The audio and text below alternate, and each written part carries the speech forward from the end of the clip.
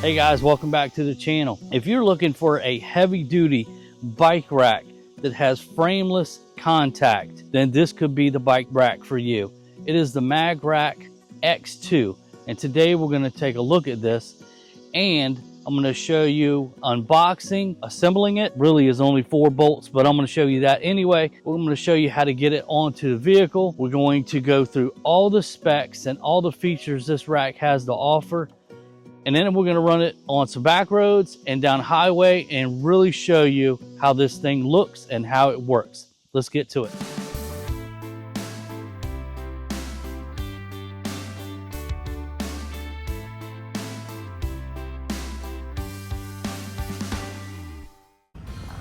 That's what it looks like. You take the lid off.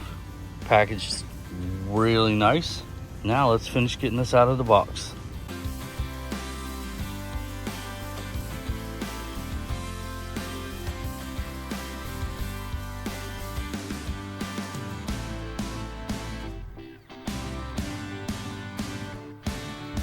All right guys, we just got this out of the box.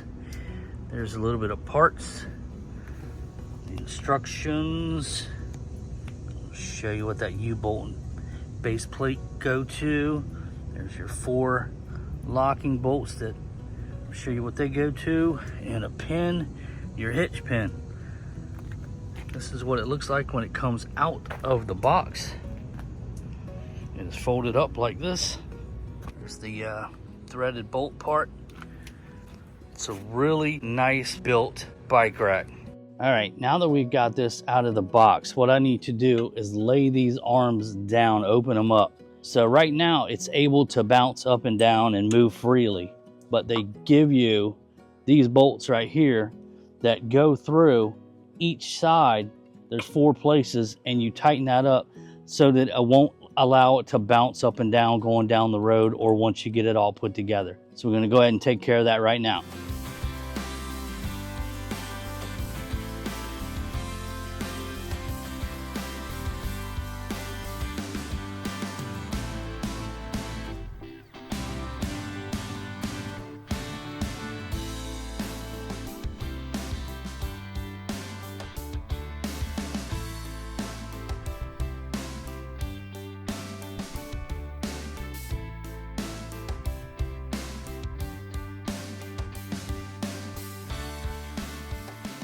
All right, the next thing I want to do is show you how to get this bike rack into the receiver. What I normally do is leave it folded up just like this, and I pick it up and put it into the receiver like this. A lot of guys will have it laying flat, and they'll pick the bike rack up this end, slide it into the receiver, then pick the bike rack up and slide it all the way in, laying flat.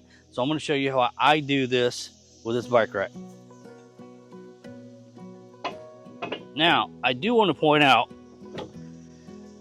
this bike rack weighs about 84 pounds. So if you don't think you got enough oomph to get it up in there, just get somebody to help you. That being said, it is built out of steel, mostly steel and some aluminum. That's why it makes it heavy. It's also a great thing for stability. Now, I just want to say this too. This does require a 2-inch receiver, and I have a 2.5-inch. So I do have the sleeve that goes into my receiver. All right, I'm gonna lay this rack flat, get it bolted up. That's right, bolted, not hitch pin. I'm gonna show you all about that. To lay this flat, you just lift up. You kind of need to move it back and forth a little bit to raise this. You just gotta pull this, it'll release the lever, and then you can lay it flat. Just like that. Then it locks into position. All right, this is the bolt that I was talking about. Most racks or hitch racks come with just a pin that you slide in, you do your clip pin, and then off you go. What Kravit does is they provide you with a bolt, and I'm going to show you how important it is and what a great feature this bolt is here in a second. You see the wobble that this has? Generally it has that same kind of wobble with a hitch pin. I mean, that's probably a little exaggerated, but I'm going to show you what this bolt does and what a great idea this bolt, because it tightens that up and it won't let it move. It does come with this little rubber washer on it, and I'm going to tell you, you need to remove, this is just my tip, remove this rubber washer off the end of it and then install the bolt.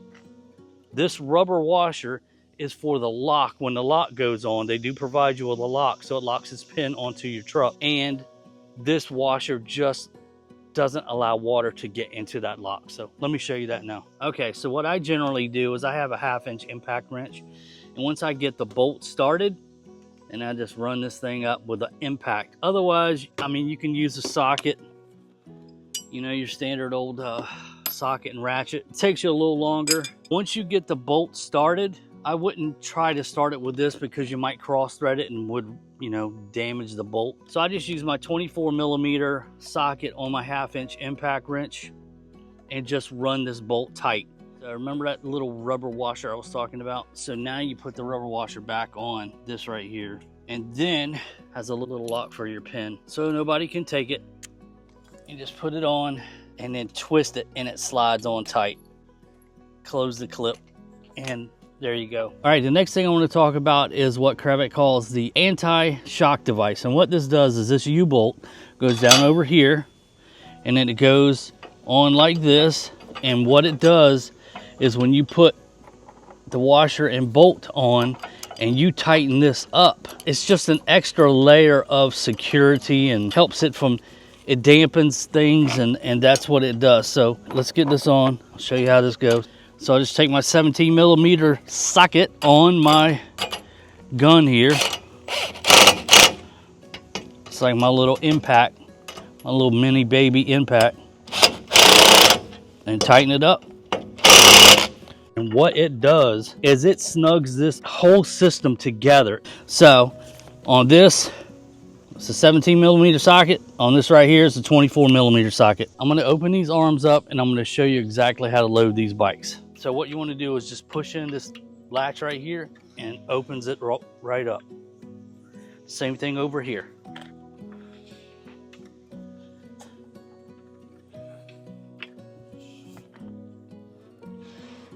All right, the next thing I want to do is just take the bike, and you want to make sure a front tire is in this tire cradle right here. That's what keeps this bike secure going down the road. So what I normally do is back the front tire up until it's in that cradle, and then I take this arm and I pull it till it's snugged up. And I come around to the back side and push until it's tight. And then I go back around to the front, make sure the tire's in the center, and then I snug it up like that. Make sure it's in the cradle. Bike's not going anywhere. It's tight. It's a frameless contact. That's what they're talking about, frameless. The only thing that touches is this and the tire on the front and the back. Again, you want to put the tire in that cradle, and then you just pull the front one until it's snugged up, and it'll sit there. It's not going to fall. Tighten the back up. Now I want you to, I pushed a little too hard. You see the gap that I left between this cradle? There's a gap right here. So what I want to do is I want to loosen this back up by pushing this in, loosen it back up a little bit, pull it till that thing hits the cradle, tighten the front up a little bit more. You can hear it click, you can feel it. And once it's in, you want to tighten it up. That's how you load the bikes on this MagRack X2. If you notice, these bikes don't have fenders, and that's because of this bar right here. We do have e-bikes, and we cannot use those particular e-bikes on this bike rack because this part comes up, and if you have fenders that come over, you can't get this bar up far enough. If you have a rack on the back of your bike, this won't go up either. So what they suggest, we reviewed the E2, and if you look around our channel, you can see where we reviewed the Kravet E2 double bike rack, and you can use electric bikes with fenders and racks on that, so go check that out. One of the great features about this bike that a lot of other bike racks don't have is if your bikes are loaded and I need to get to the back of that truck with the tailgate, my hatch, I'm going to show you, it will not open. I got this handlebar right here, and it hits it. I can't open, so I can't open the tailgate either. The great thing about this bike rack is that it tilts away from the vehicle. So if you have a hatchback, you can open the hatchback, or you can lower this tailgate, and I'm gonna show you. So all you do is just kind of push up on it a little bit to get the pressure off, pull this handle out, and it comes down. So now I can open my hatch, I can open my tailgate and get to anything I need inside this vehicle without having to take your bikes off the rack. Anyway, so this is how you put it back up. You don't even have to grab the thing. You can just lift like this and it clicks back into place. It's that simple. This is a really great rack for e-bikes without fenders and racks, your mountain bikes, or even your beach cruisers like what we have. So I want to talk about these two. These cradles are adjustable, and so are these. If you unscrew this, you see all the holes here. You can adjust it to smaller tires. You can take your cradle, move it forward, or you can move it back with the bolts that they have, that they provide on here. So if you have a smaller tire, you do have adjustments for that, so you can make things work to the size of the tires that you have. Kim brought up a point about locking your bike to the rack. You can get those nice coil bike locks and put it around here and lock it right to your bike rack. All right, now let me show you how to take these bikes off. It's pretty simple. Once again, you just hold this lever in here. Now you might have to pull this just a little bit to release this. And then once it's released, you just open it up like that. Same thing on this end. Don't open it too far. You don't want the bike fall and hit you in the head. And then you just lift it up, take your bike out. Super simple. That's probably one of the things I like about this bike rack, is it's so simple to use. Now to close this down, again, you just push this.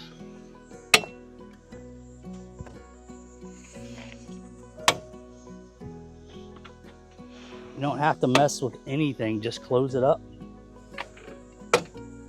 Pull your lever, stand it up, off to the store you go.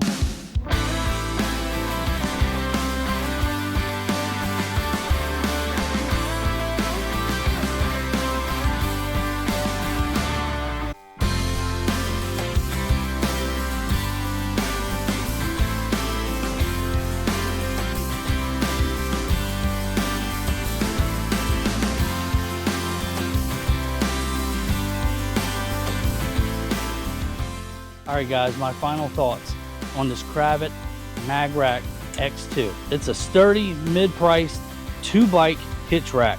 It's ideal for electric bikes, mountain bikes, and even these beach cruisers. It's got 150-pound capacity, frame-safe design, and compact and foldability offers great value. Overall, this Mag Rack X2 is an excellent bike rack for anyone looking to haul multiple bikes securely and easily. If you don't mind lifting a little, it's well worth the investment. I'd say it's a solid buy for less than 500 bucks. Guys, if you have any questions or want to see how it performs after a few months, drop us a comment below. And if you found this review helpful, hit that like button, subscribe for more gear reviews and RV adventures. I'm pretty picky about my pink bike, love my pink bike. And this bike rack is amazing because it doesn't touch it or scratch it. So I totally recommend this. So what are you waiting for, guys? Go get yourself one.